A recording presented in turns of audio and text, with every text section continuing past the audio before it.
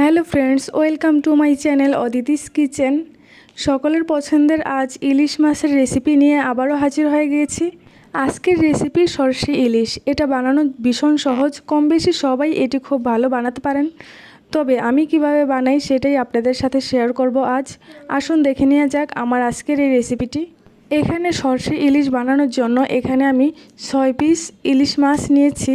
এবার মাছগুলোতে হলুদ, লবণ আর সামান্য একটু সরিষা তেল দিয়ে এই মাছটি ভালো করে মাখিয়ে নেব। সরষে ইলিশ রান্না করার জন্য পুরো রান্নাটার মধ্যেই সরষে তেল ইউজ করতে হবে। এই তো আমার মাছগুলো সবগুলো মাছ মাখা হয়ে গিয়েছে। এবার আমি মাছগুলো একটি সাইডে রেখে দিচ্ছি কিছুক্ষণের জন্য। এখন আমি চলে যাব মাছটি রান্না করার জন্য একটি মশলা বানাতে। এখানে আমি নিয়েছি কালো গোটা সরিষা, আর নিয়েছি সাদা সরিষা, আর নিয়েছি 1 চামচ পোস্ত, নিয়েছি 4-5টা কাঁচামরিচ, দিয়ে দিচ্ছি লবণ পরিমাণ মতো, আর দিয়ে দিচ্ছি একটু সরিষার তেল, আর দিয়ে দিচ্ছি একটু জল। এগুলো এখন একটু ভালো করে মিশিয়ে এগুলো এখন বেটে নিতে হবে। এগুলো বেটে নিলেও হবে, আবার ব্লেন্ডারে ব্লেন্ড করে নিলেও হবে। আমি ব্লেন্ডারে ব্লেন্ড করে নিয়েছি। এবার এই সবগুলো বাটা মশলাগুলো আমি নামিয়ে নিচ্ছি। এই যে সবগুলো বাটা মশলা নামানো হয়ে গেলে ব্লেন্ডারের মধ্যে যে মশলাগুলো লেগে আছে সেগুলোর মধ্যে একটু জল দিয়ে এটা ধুয়ে ওই মশলাটির সাথে মিক্স করে দিচ্ছি। এখন এই মশলাগুলোর সাথে এই জলটা ভালো করে মিশিয়ে নিতে হবে। এবার বেটে নেওয়া সরিষাটাকে আমি ছেঁকে নেব। সরিষা বাটা যদি এভাবে ছেঁকে নিয়ে রান্না করা হয় তাহলে খুবই ভালো হয়। অনেকের সরষে হজম হতে একটু সমস্যা হয়। এভাবে যদি সরষে বেটে তারপর ছেঁকে নেওয়া হয় তাহলে হজমে বেশি সমস্যা হয় না।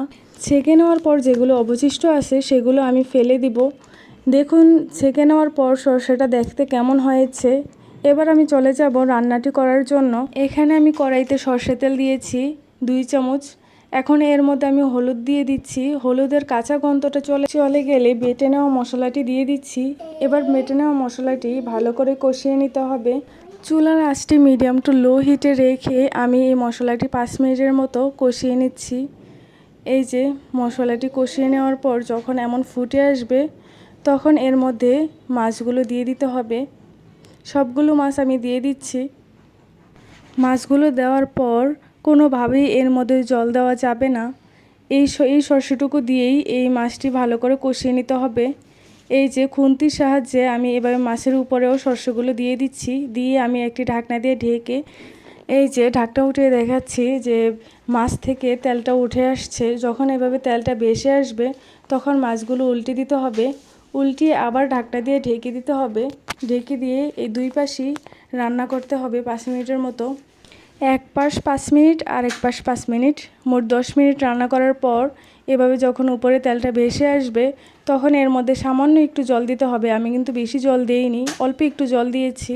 জল দেওয়ার পর আরও 10 মিনিট রান্না করতে হবে। এই যে 10 মিনিট রান্নার পর এমন হয়েছে রান্নাটি। আমার রান্নাটা হয়ে গিয়েছে। দেখতেই পাচ্ছেন কতটা লোভনীয় হয়েছে আমার এই সরষে ইলিশটি। আপনার বাসায় অবশ্যই এটি ট্রাই করে দেখবেন। খেতে ভীষণ মজার লাগে আর গরম ভাতের সাথে তো দুর্দান্ত লাগে। ভিডিওটি দেখার জন্য সবাইকে ধন্যবাদ।